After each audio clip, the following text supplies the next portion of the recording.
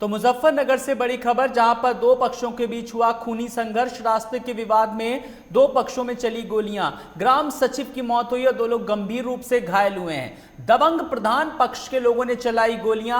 आपको बता दें कि तितावी थाना क्षेत्र के खेड़ी दूधाधारी गांव का यह मामला है, जहां पर ग्राम सचिव की मौत हुई है, दो लोग गंभीर रूप से घायल हुए हैं। तो बड़ी खबर, रास्ते के विवाद में दो पक्षों में चली गोलियां। विवाद हालांकि पहले की काफी गहरा जा रहा था, लेकिन मुजफ्फरनगर में दो पक्षों के बीच खूनी संघर्ष हुआ। बातचीत ने किस तरीके से तूल पकड़ लिया। तिताली थाना क्षेत्र का यह मामला है, जहां पर ये पूरी घटना को अंजाम दिया गया। दबंगों की दबंगई एक बार फिर सामने आई। प्रधान पक्ष के लोगों ने चलाई गोलियां और ग्राम सचिव की मौत हुई है, दो लोग गंभीर रूप से घायल हैं।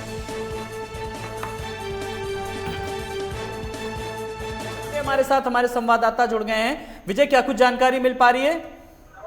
देखिए, आपको बता दो, पूरा मामला तितावी थाना क्षेत्र के खेड़ी दूधाधारी गांव का है, जहां दो पक्षों में खूनी संघर्ष हो गया और दोनों तरफ से गोलियां चली है, जिसमें एक पक्ष का 3 लोगों की गोली ले रही है, जिसमें एक युवक की मौत हो गई और 2 घायल है। जी, तो फिलहाल अब बात करें तो फिलहाल पुलिस की जांच किन किन बिंदुओं पर चल रही है और दोनों पक्षों में किस तरीके से देखते हुए अब वहां के क्या कुछ हालात हैं? देखिए, आपको बता दूं, ये पूरा विवाद जो बताया जा रहा है, आज विवाद हुआ है, जिसमें दोनों पक्षों की ओर से खूनी संघर्ष हो गया। इसमें एक युवक की मौत हुई है। फिलहाल पुलिस पूरे मामले की जांच में जुटी है और जो भी इसमें लोग दोषी होंगे उन पर कार्रवाई की जाएगी। जी, आप इस खबर पर नजर रखिएगा, हम आगे आपसे अपडेट लेते रहेंगे। तो रास्ते के विवाद ने देखिए किस तरीके से तूल पकड़ा और दो पक्षों के बीच खूनी संघर्ष तक की नौबत आ गई।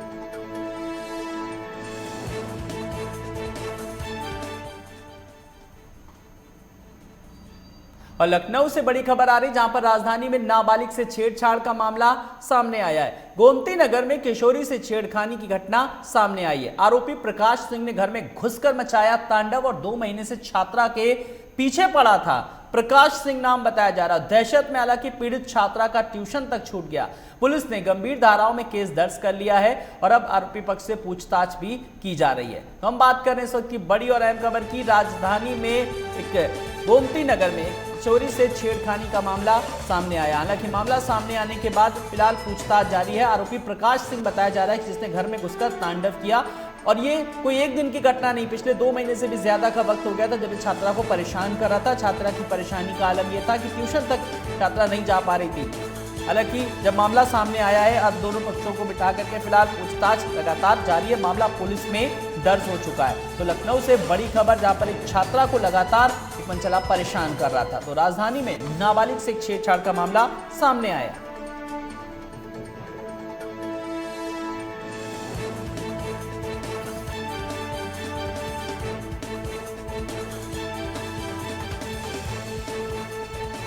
तो 2 महीने से छात्रा के पीछे पड़ा था। बड़ी खबर, दहशत में पीड़ित छात्रा का ट्यूशन तक। अंदाजा लगाया जा सकता है कि उस छात्रा की मनोस्थिति इस वक्त क्या होगी। हालांकि पुलिस ने गंभीर धाराओं में केस दर्ज कर लिया है। हालांकि आरोपी पक्ष का अपनी सफाई में बहुत सारे उसने तर्क दिए हैं, लेकिन फिलहाल अब आगे कार्रवाई होगी। हालांकि पीड़ित पक्ष से भी लगातार पूछताछ जारी है।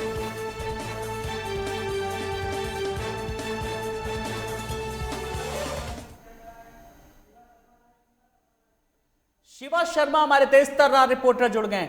शिवा, छेड़छाड़ का मामला सामने आया है, फिलहाल क्या कुछ तफ्तीश अभी तक जारी है और क्या कुछ चीजें सामने आई हैं पूछताछ के दौरान?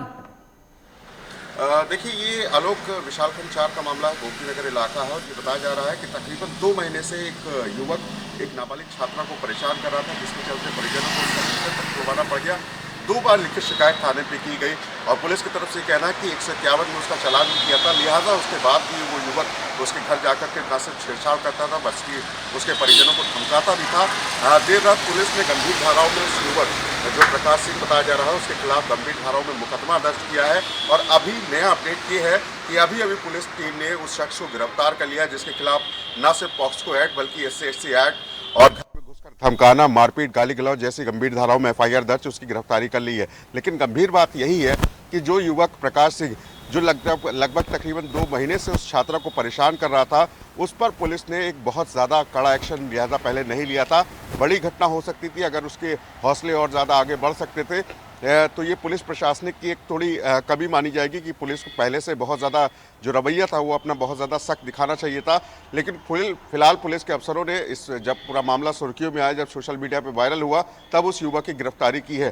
तो ये बड़ी बात कही जाएगी कि राजधानी लखनऊ के अंदर जो नाबालिग छात्राएं हैं जो स्कूल या ट्यूशन पढ़ने जाती है, उन पर इस तरीके के जब मनचले शोधे अगर इस तरीके की हरकत करते हैं तो पुलिस एक्शन मोड में पहले से ही क्यों नहीं रहती है। लिहाजा जब मामला सुर्खियों में आता है, सोशल मीडिया पर वायरल होता है, जब पुलिस कमिश्नर के हाथ से फोन कॉल्स आने लगते हैं, तब उन आरोपियों के ऊपर कार्रवाई होती है। तो एक पुलिस को भी अपना जो ढूलमूल रवैया है उसको भी सही करना पड़ेगा। लेकिन अब गोमती नगर पुलिस की तरफ से ये सफाई दी जा रही है कि उस युवक को गिरफ्तार कर लिया, उसको पॉस्को एक्ट कोर्ट के तहत पेश किया जाएगा और उसके खिलाफ सख्त से सख्त कार्रवाई की जाएगी। चलिए, इस खबर पर आप नजर रखिएगा। बहुत बहुत शुक्रिया शिवा इस तमाम जानकारी के लिए। बड़ी खबर, यूपी में गाड़ियों पर जाति सूचक शब्द लिखने को लेकर केंद्र सरकार ने उत्तर प्रदेश सरकार को पत्र लिखा, लेकिन सपा ने बीजेपी से सवाल किया। उन्होंने कहा कि आप जातिवादी नफरत की राजनीति को कब बंद करेंगे? जब उत्तर प्रदेश में बलात्कारियों की जात देखकर योगी सरकार कोई कार्रवाई नहीं करती है तो पीएमओ ने आखिर पत्र क्यों नहीं लिखा? उत्तर प्रदेश में जाति देखकर घर गिराए जा रहे हैं, उत्तर प्रदेश में जाति देखकर एनकाउंटर किए जा रहे हैं, उत्तर प्रदेश में जाति देखकर लोगों को परेशान किया जा रहा है, उत्तर प्रदेश में जाति देखकर लोगों पर फर्जी मुकदमे लादे जा रहे हैं। आखिर पीएमओ इन सब मसले पर उत्तर प्रदेश सरकार को पत्र कब लिखेगा?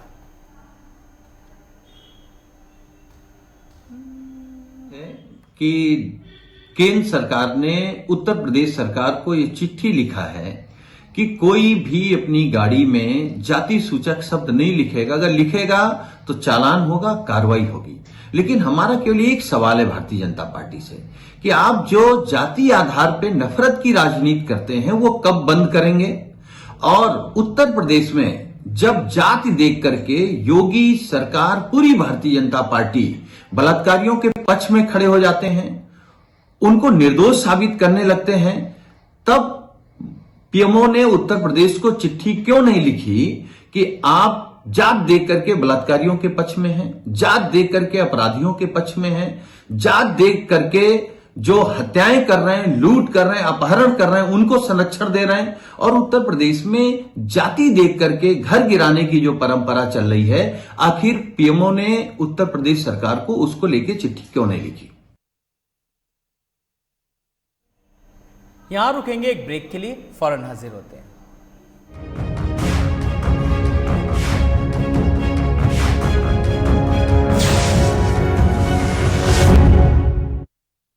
सब कुछ आजमाया और तब मैंने माना कि सिर्फ सच्ची सहेली ही है महिलाओं के उन मुश्किल दिनों की हर समस्या, जैसे कठिन दर्द, अनियमितता, खून की कमी, थकान व कमजोरी जैसी सभी प्रॉब्लम्स के लिए नंबर 1 औषधि एवं टॉनिक। कानूनी दांवपेच में उलझी जिंदगी, इंसाफ की आस में लंबा इंतजार, अदालतों पर बढ़ता बोझ, बदलते कानून का क्या है सरोकार? लीगल एक्सपर्ट से जानेंगे उपाय। देखिए न्याय और कानून, गुरुवार और रविवार सुबह 11:30 बजे सिर्फ।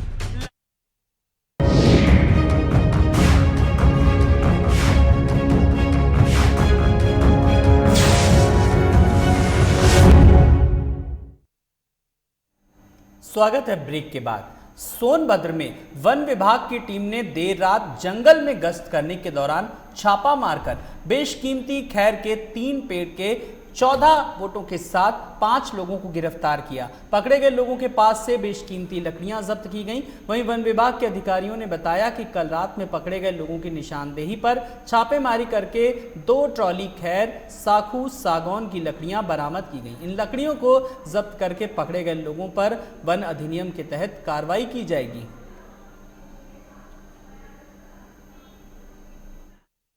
मिली, सागौन मिला, साखू के बोटे मिले हैं। जो मुलजिम पकड़े गए थे उनकी निशानदेही पे यहाँ छापा मारा गया है। यहाँ लगभग कितने मिले हैं सर? और लगभग 2 टाली है, अभी नपत और गिनती नहीं हुई है, तो अभी तो नपत के बाद पता चलेगा। वन विभाग क्या कार्रवाई कर रही है? वन विभाग इसको लकड़ी उठवाकर जब्त करेगी और इनको आरोपियों के खिलाफ कार्रवाई करेगी। वहीं फिरोजाबाद के थाना रसूलपुर में तैनात एक दरोगा का रिश्वत मांगने का ऑडियो सोशल मीडिया पर वायरल होने के मामले में एसएसपी ने जांच के बाद दरोगा को निलंबित कर दिया। बता दें कि दरोगा ब्रजमोहन गौतम का एक ऑडियो वायरल हो रहा है, जिसमें जांच में ये बात सामने आई कि दरोगा द्वारा अनुचित लाभ लेने की बातचीत की जा रही है, साथ ही साथ अभद्र भाषा का प्रयोग किया जा रहा है, जिसको गंभीरता से लेते हुए एसएसपी ने आरोपी दरोगा को निलंबित कर दिया और उसके खिलाफ प्रारंभिक जांच शुरू कर दी गई है।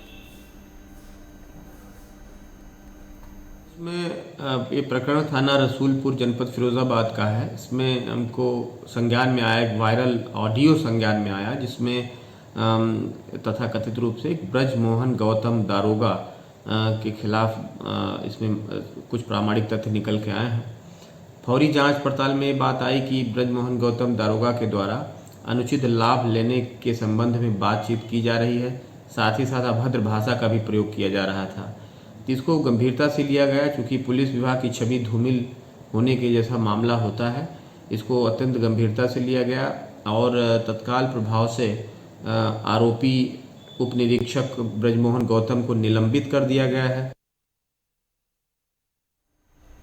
लखनऊ में लगातार हो रही घटनाओं को लेकर राष्ट्रीय लोक दल ने राज्य सरकार पर निशाना साधा। प्रदेश अध्यक्ष ने कहा कि योगी सरकार में अराजकता बढ़ गई है। जिस तरीके के शासकीय अधिवक्ता पर पुलिस ने हमला किया वो काफी दुर्भाग्यपूर्ण है। उन्होंने कहा कि एटा के स्थानीय भाजपा नेता के इशारे पर इस तरीके की कार्रवाई की गई। उन्होंने पीड़ित अधिवक्ता और उनके परिवार के लिए न्याय की मांग की और साथ ही दोषियों पर कड़ी से कड़ी कार्रवाई की मांग की।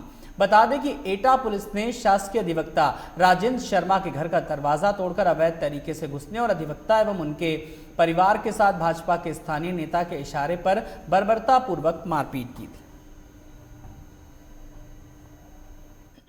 हाल ही में एटा जनपद में सरकारी अधिवक्ता राजीव शर्मा जी के साथ में जो पुलिस ने उनके घर में घुसकर बर्बरतापूर्व कृत्य किया है, उसका राष्ट्रीय लोकदल परिवार और एज एन एडवोकेट विधि प्रकोष्ठ का अध्यक्ष होने के नाते अधिवक्ता समुदाय और राष्ट्रीय लोकदल परिवार घोर विरोध एवं निंदा करते हैं और सरकार से ये मांग करते हैं कि ऐसे दुष्कृत्य करने वाले लोगों के खिलाफ, क्योंकि सरकार से हम लोगों को बहुत ज़्यादा उम्मीद नहीं है अधिवक्ता लोगों के ऊपर, इस सरकार में कहीं ना कहीं बहुत ज़्यादा निरंतर अपराध अधिवक्ता वर्ग के खिलाफ हो रहे हैं। तो ऐसी स्थिति में हम ये चाहते हैं कि हाई कोर्ट के किसी वर्तमान सिटिंग जज से या सीबीआई जांच से, सीबीआई के माध्यम से जांच की जाए ताकि उसका सार्थक परिणाम आ सके। क्योंकि आपने देखा होगा हाथरस जैसे प्रकरण में भी जहां ये लोग निरंकुश पुलिस को बिल्कुल सही और जायज कार्य बता रहे थे, लेकिन सीबीआई ने जब जांच की तो उसमें उनकी अकर्मण्यता का प्रदर्शन हुआ।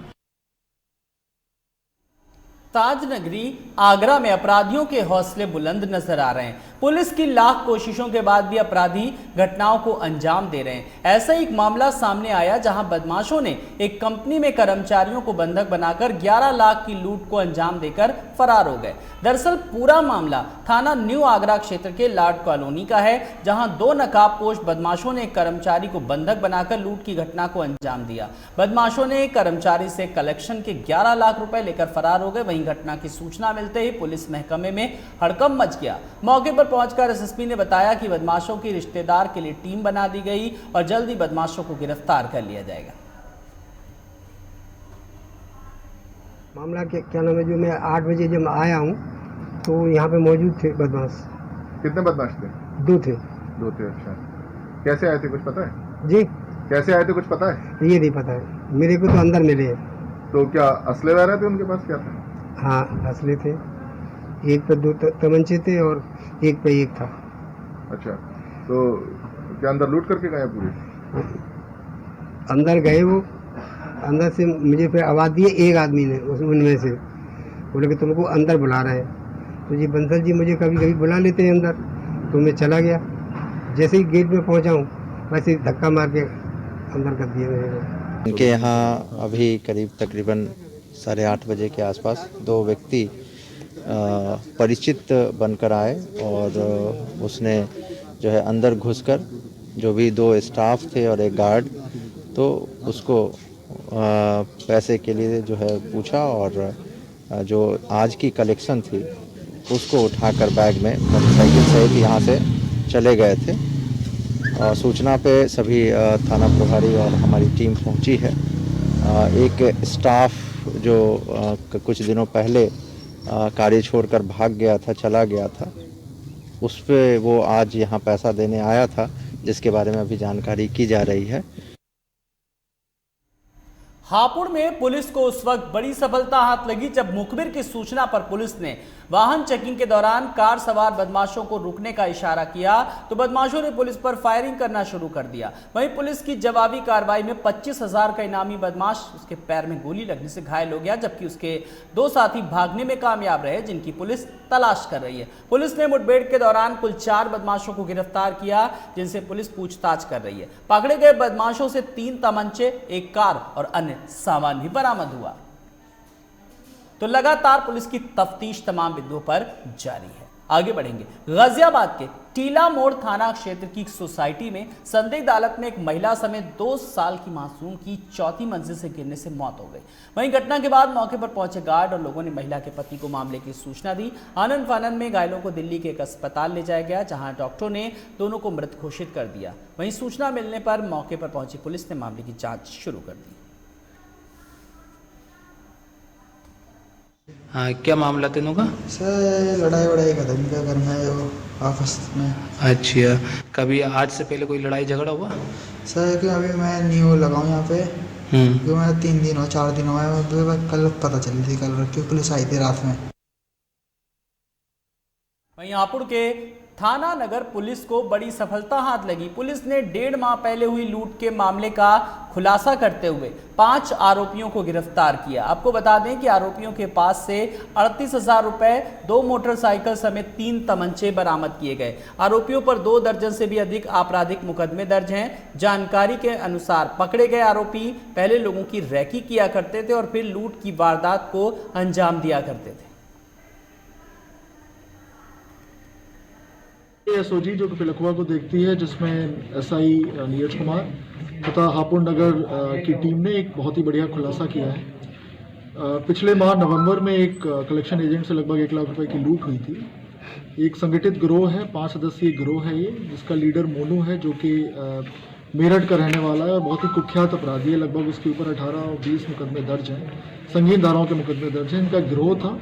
इस गिरोह ने रेकी करके इस कलेक्शन एजेंट से 1 लाख रुपए लूटे थे। उसके बाद मोटरसाइकिल चोरी की थी और मोबाइल फ़ोन भी इसने छीना था। इस संबंध में अभियोग पंजीकृत थे इसमें हापुड़ देहात थाने में और हापुड़ नगर थाने में। उसका खुलासा हुआ। साथ ही साथ ये जो मोनू अपराधी है, ये मेरठ के विभिन्न मुकदमों में वांछित भी चल रहा है और उसकी बहुत ही तगड़ी दुश्मनी चल रही है मेरठ के गिरोह के साथ, जिसमें ये मर्डर करने की फिराक में था उस गिरोह के कुछ सदस्यों की।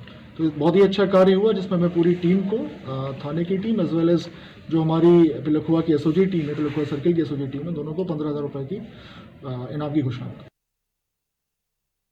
मुजफ्फरनगर के रतनपुरी थाना क्षेत्र के कल्याणपुर पर पुलिस ने चेकिंग के दौरान 2 शराब तस्करों को गिरफ्तार किया। पुलिस ने शराब तस्कर अमित और हरीश के कब्जे से एक कैंटर गाड़ी, 160 अवैध अंग्रेजी शराब की पेटी और शराब की बोतलों पर सील लगाने वाली मशीन को भी बरामद किया। आपको बता दें कि पुलिस गिरफ्त में आए दोनों आरोपी हरियाणा के रहने वाले हैं, जो यूपी, पंजाब और उत्तराखंड में चरस और शराब की सप्लाई किया करते थे। और वहीं पुलिस ने दोनों आरोपियों को पूछताछ के बाद उन्हें जेल भेज दिया।